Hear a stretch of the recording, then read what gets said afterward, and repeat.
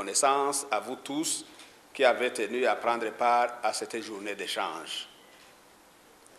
Si la maternité est souvent expérience heureuse, elle est pour trop de femmes synonyme de souffrance, de maladie, de morbidité et même de mort. En effet, 358 000 femmes meurent en couche chaque année. Parmi ces décès, 53% se passent en Afrique.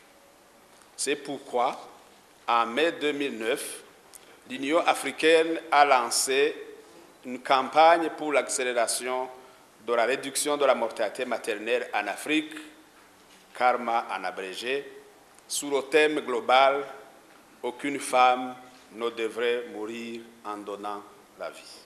Selon l'enquête démographique et de santé réalisée au Burundi en 2010, 500 femmes pour 100 000 naissances vivantes meurent chaque année au cours de la grossesse, pendant l'accouchement ou juste après l'accouchement, soit en décès maternel toutes les 4 heures.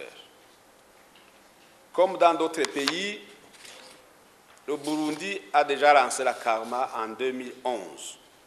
Aujourd'hui, c'est l'opportunité offerte à tout le monde d'échanger sur les stratégies clés, les défis et les innovations, pourquoi pas, visant l'accélération de la réduction de la mortalité maternelle. Les résultats de l'enquête démographique de 2010 ont montré que chaque femme donne naissance en moyenne à plus de 6 enfants au cours de sa vie.